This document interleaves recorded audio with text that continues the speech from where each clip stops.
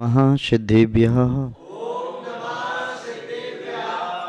जय बोलिए त्रिकालवर्ती त्रैलोक पूज विश्वाराध्य पंच परमेष्ठी भगवान की, अनंत अनंत सिद्ध परमेष्ठी भगवान की, वर्तमान जिन शासन नायक श्री वर्धमान महावीर भगवान की, परम पूज्य आचार्य भगवान श्री समंत्र भद्र स्वामी मुनि महाराज की, परम पूज्य सिद्धांत चक्रवर्ती आचार्य गुरुदेव श्री विद्यानंद जी मुनि महाराज की, विश्व कल्याणकारक अहिंसा प्रधान श्रीमद् विश्व धर्म की, जैनम जयतु शासनम विश्व कल्याणकारकम। धर्म स्नेही सत श्रद्धालु यहाँ पर उपस्थित आप सभी भव्य वर पुंडरीक पुण्यात्मा महानुभाव आचार्य भगवान समंत भद्र स्वामी द्वारा विरचित रत्न करंडक श्रावकाचार की वाचना के दौरान तृतीय अधिकार को यहाँ देख रहे हैं।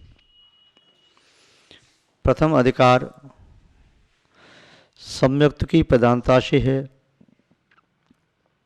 द्वितीय अधिकार सम्यक ज्ञान की प्रधानता से है और तृतीय अधिकार श्रावकों के 5 अनुव्रत और उनकी अतिचार पाप में तथा अणुव्रत में प्रसिद्ध पुरुषों के नामों का उल्लेख करते हुए इस अधिकार को निबद्ध किया है।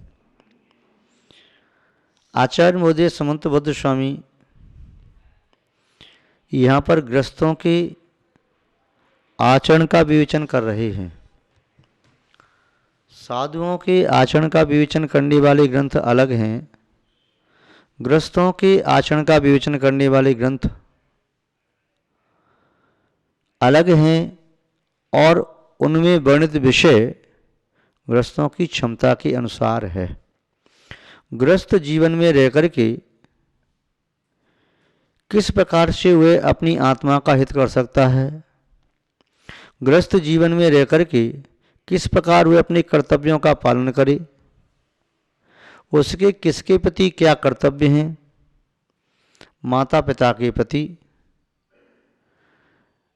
पत्नी और बच्चों के प्रति, भाई बहनों के प्रति, अड़ोसी पड़ोसी के प्रति, अपने ग्रामीण नागरिकों के प्रति या शीर्षस्थ उस क्षेत्र के राजा या देश के राजा, उसके प्रति क्या कर्तव्य हो सकते हैं। वर्तमान काल में मोनार्की नहीं है, डेमोक्रेसी है, तो वात्साहित्य तो पहले चलती थी, अब तो प्रजातंत्र है। फिर भी प्रजातंत्र के अंतर्गत भी प्रजा का अपने राजा के प्रति क्या कर्तव्य है, राजा का प्रजा के प्रति क्या कर्तव्य है। सभी कर्तव्यों की एक आचार संहिता है। जन्म लेकर के श्वासों को पूरा कर लेना और मृत्यु को प्राप्त कर लेना, यह तो संसार का प्रत्येक प्राणी करता ही है। जन्म लेकर के भोजन करना, वंश वृद्धि के लिए विषयों का सेवन करना, सुख की आकांक्षा से परिग्रह का संचय करना, धन सामग्री का संचय करना और मेरी आत्मा नष्ट न हो जाए इसलिए भयंकर वस्तु, व्यक्ति या घटना को देख करके भयभीत होना, ये 4 चीजें संसार के प्राय करके सभी जीवों में पाई जाती हैं। जो जन्मा है वह भोजन करता है, अपना पेट भरता है, कोई घास फूस खा करके भरता है, कोई मिट्टी खा करके भरता है, कोई अन्न खा करके, कोई मेवा मिष्ठान खा करके, कोई मांस मदिरा आदि से पेट भरता है। पेट भर लेना इस मनुष्य की सफलता सार्थकता का कारण नहीं है। यदि मनुष्य होकर के मनु की संतान माना जाता है, ये मनुष्य इस जगत में सबसे उत्कृष्ट बुद्धि का धारक, श्रेष्ठ योनि में जन्म लेने वाला ये मनुष्य जो नरभव को प्राप्त करके यदि सामान्य जीव और पशुओं जैसा कार्य करे तो उसकी सार्थकता नहीं है। सो जाना कोई भी कर सकता है,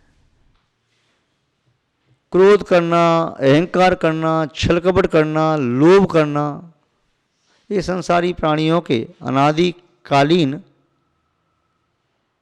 दुर्भाव हैं,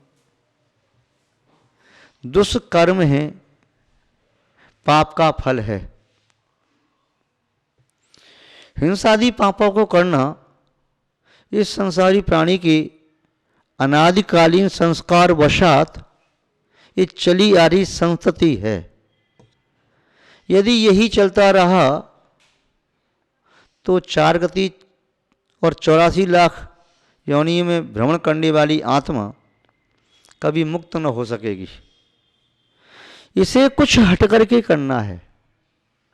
हट करके करना यानी जो कार्य अभी तक अनादिकाल से करता चला आया उस कार्य से हटके करना है। जिन कर्मों के करने से आत्मा कर्मों से बंध जाती है उन कर्मों को नहीं करना। जिसके माध्यम से आत्मा कर्मों से मुक्त हो जाती है ऐसे कार्य करना। तो ऐसे कार्य गृह त्यागी, सन्यासी, साधु, संत, महात्मा कर पाता है। ठीक कहा। किंतु जितनी शक्ति है उतना तो पाप से ग्रस्त भी बच सकता है। जिस पाप के किए बिना उसका जीवन चल जाए तो ऐसा पाप यह क्यों करे। इसलिए आचरण की बात कही। विश्व के सभी दर्शन, विश्व के सभी धर्म, विश्व के सभी मत, पंथ, आमनाय और संप्रदाय आचरण की बात जरूर करते हैं। चाहे किसी का चिंतन, विचार, दृष्टिकोण पृथक पृथक भी होगा, तब भी उस दर्शन में आचरण की बात जरूर है। इस प्रकार की प्रवृत्ति करो। चाहे कोई कहता है प्रेम ही जीवन है, प्रेम ही परमात्मा है, प्रेम करो। कोई कहता है त्याग ही जीवन है, त्याग में ही परमात्मा का फल संभव है, त्याग करो। कोई कहता है संयम ही जीवन का सार है, संयम के वृक्ष पर ही मोक्ष का फल लगता है। संयम के बिना जीवन असंयमी जो होता है वह संसार का कारण है। तो कोई कहता है उत्तम क्षमा आदि ये आत्मा के स्वभाव में इनकी ओर अग्रसर होने से संपूर्ण स्वभावों की प्राप्ति होती है, क्रोध आदि करने से नहीं। तो कोई कहता है कि परस्पर में एक दूसरे का हित करो, उपकार करो, सहयोग करो। इसके माध्यम से अपने मन के परिणाम अच्छे होते हैं, क्रूर परिणाम शांत हो जाते हैं। बुरा करने से परिणाम सबसे पहले खराब होते हैं। आचार्य महोदय कह रहे हैं कि गृहस्थ को कैसी क्रिया करना चाहिए। चारित्र अधिकार में पहली बात कही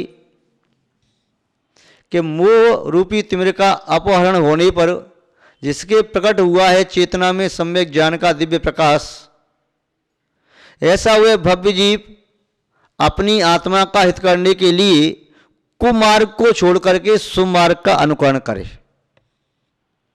वह सुमार्ग पर चलता रहेगा, चाहे मंद गति से भी चले। मार्ग यदि सम्यक है तो आज नहीं तो कल मंजिल तक पहुंच जाएगा। और कुमार्ग पर चलेगा, चाहे गति कितनी भी अच्छी हो, कुमार्ग पर चलने वाले व्यक्ति को सुमार्ग की मंजिल नहीं मिलती। गृहस्थ जीवन में सुमार्ग को स्वीकार किया जा सकता है। गृहस्थ जीवन में सुमार्ग में गति मंद होती है, कोई बात नहीं। साधु जीवन में सुमार्ग पर गति तीव्र हो जाती है। साधु संत संयम का पालन करे, त्याग करे, तपस्या करे, आत्मा का ध्यान करे, परमात्मा की भक्ति करे, कुछ भी करे, वह संसार के झंझटों से मुक्त होकर के आत्महित के मार्ग पर, मोक्ष के मार्ग पर तीव्र गति से चल सकता है। किंतु गृहस्थ जीवन में तीव्र गति से नहीं चल सकता। अपना ध्येय बना सकता है कि मुझे ये पाप नहीं करना, ये काम मेरी आत्मा कह रही गलत है तो ये काम मुझे नहीं करना। प्रत्येक व्यक्ति के अंदर एक परमात्मा बैठा है, शक्ति रूपेण परमात्मा, एक न्यायाधीश बैठा हुआ है जो हमारी हर क्रिया पर, हर प्रवृत्ति पर, हर विचार पर हमें टोकता है, ये उचित नहीं है और ये उचित है। तुम्हें ऐसा करना चाहिए, ऐसा नहीं करना चाहिए। उसकी बात हम सुने या न सुने, जो सुनता है वो सदग्रस्त बन सकता है, जो सुनता है वह साधक हो सकता है, वह साकार धर्म का पालन करने वाला हो सकता है, देशव्रती हो सकता है, अणुव्रती हो सकता है, और वह परंपरा से आत्मा का हित करने में समर्थ हो जाता है। आचार्य महोदय इस 48वीं कारिका के माध्यम से बता रहे हैं, राग द्वेष निवृत्ति हिंसादि निर्वर्तना कृता भवति अनपेक्षितार्थ वृत्ति कह पुरुष सेवते नृपति। राग द्वेष निवृत्ति 47वीं कारिका में कहा कि राग द्वेष की निवृत्ति के लिए साधु पुरुष आचरण का, चारित्र का, सदाचार का व्याख्यान करते हैं, क्योंकि सदाचार का पालन किए बिना व्यक्ति राग द्वेष से निवृत्त नहीं हो सकता। सम्यक आचरण किए बिना व्यक्ति को राग और अनुसंसार का कारण को द्वेष से मुक्त नहीं हो पाता। इसलिए उसे अपने परिणामों में समत्व जागृत करना होता है, कषायों का शमन करना होता है। परिणाम अत्यंत सरल होते हैं, बहुत प्रांजल होते हैं, बड़े परिणाम सहज हो जाते हैं, तो व्यक्ति का धर्म ध्यान सहज में बन जाता है। और जो व्यक्ति जितना ज़्यादा संसार की उलझनों में फंसा रहता है, उतना उसका चित्त व्याकुल रहता है, चित्त चंचल रहता है। धर्म के क्षेत्र में पहुंच भी जाए तभी चित्त में व्याकुलता बनी रहती है। और जो व्यक्ति अपने चित्त को शांत करता है, चित्त की वृत्तियों को शांत करने में समर्थ होता है, वह व्यक्ति अपनी आत्मा का अनुभव करने में भी समर्थ होता है। राग द्वेष निवृत्ति है, जिसकी राग द्वेष से निवृत्ति हो गई है वह पुरुष हिंसादि निर्वर्तना गता भवति। वह व्यक्ति हिंसादि कार्यों में प्रवृत्ति कैसे कर सकता है? उसकी तो हिंसादि कार्यों से निवृत्ति सहज हो ही जाएगी, क्योंकि व्यक्ति हिंसा कर रहा है, कोई न कोई लोभ है, किसी को सता रहा है, मजदूर से काम ज़्यादा लिया, उसको लोभ है 10 चक्कर में लगा करके 5 चक्कर में पूरा सामान पहुंच जाए, मुझे कम पेमेंट करना पड़ेगा। या 2 मजदूर का काम एक व्यक्ति करे, या किसी पशु पर बोझा ढो रहा है तो मन में लोभ है कि ज़्यादा ले जाऊं तो दूसरा चक्कर में लगाना पड़े। या किसी की हिंसा कर रहा है धन हरण करने के लिए, या ये मेरे सुख में बाधक है, इसका नाम मुझसे ज़्यादा हो गया, इसकी प्रतिष्ठा ज़्यादा है, इसका सम्मान ज़्यादा है, इसको रास्ते से अलग कर दो। मन में जब तक विकारी भाव नहीं है, मन में कोई इच्छा नहीं है, तो व्यक्ति हिंसा नहीं कर सकता। मन में कोई दूषित परिणाम नहीं है तो व्यक्ति झूठ नहीं बोल सकता। झूठ अकारण नहीं बोला जाता, अकारण निकलता है मुख से सत्य। आपसे पूछा सूर्य का उदय कहाँ से होता है? आपके पूर्व दिशा से होता है, कोई कारण नहीं है। आपने क्यों बताया पूर्व से होता है? वो सहज है। यदि आपने कहा पश्चिम से होता है तो कोई ना कोई स्वाद छिपा होगा, तब आप कहोगे। पश्चिम कहूँगा तो मैंने शर्त लगाई है मैं जीत जाऊँगा, ये वो जीत जाएगा मेरा मित्र। या कोई भी व्यक्ति जब भी नेगेटिव बोलता है, जब भी असत्य बोलता है, उसके पीछे कोई ना कोई कारण नियम से होता है। या तो कभी प्रमाण से अज्ञानता से शब्द असत्य निकल गया, वो अलग बात है। बुद्धि पूर्वदी बोल रहा है तो उसके मन में कहीं ना कहीं राग द्वेष है, उसके मन में कहीं ना कहीं लोभ है। यदि कोई चोरी कर रहा है तो बिना इच्छा के चोरी कर नहीं सकता। यदि कोई कुशील सेवन कर रहा है तो बिना इच्छा के, बिना वासना के कुशील सेवन कर नहीं सकता। यदि कोई व्यक्ति परिग्रह का संचय भी कर रहा है तो परिग्रह का संचय तभी करता है जब उसके मन में तीव्र लोभ होता है, इच्छा होती है, इस परिग्रह को, इस वस्तु का मैं ऐसे उपयोग करूंगा, मैं ऐसा करूंगा, ऐसा करूंगा। ये सब अरमान, ये सब विचार, ये सब अभिलाषाओं की श्रृंखला चलती रहती है, तो वह प्रवृत्ति पाप में करता है। आचार्य महोदय कह रहे हैं कि हिंसादि निवर्तना कृता भवति राग द्वेष निवृत्ति। राग द्वेष की निवृत्ति होने पर हिंसादि की निवृत्ति क्यों नहीं होती है? अवश्य होती ही होती है। उदाहरण से समझा रहे हैं। श्री रामचंद्र जी पिता की आज्ञा का पालन करने के लिए भरत को राज मिलना और वह उनका वनवास के लिए जाना। यदि वे नहीं जाते तो ये माना जाता इनके मन में कुछ स्वार्थ भावना है। गए तो ये सिद्ध कर दिया कि उनका राज्य के प्रति कोई मोह नहीं था, और भरत जी मनाने के लिए गए तो उन्होंने सिद्ध कर दिया भरत जी के मन में भी राज्य के प्रति मोह नहीं था। मोह होता तो क्या करते भरत जी, भैया चला गया, अच्छा हुआ पिताजी ने मेरे रास्ते का कांटा निकाल के अलग कर दिया। और राम जी क्या कहते कि आपने पहले घोषणा कर दी है, भरत कैसे आ जाएगा मेरे पास, मैं उससे युद्ध करूंगा, राज मेरा है।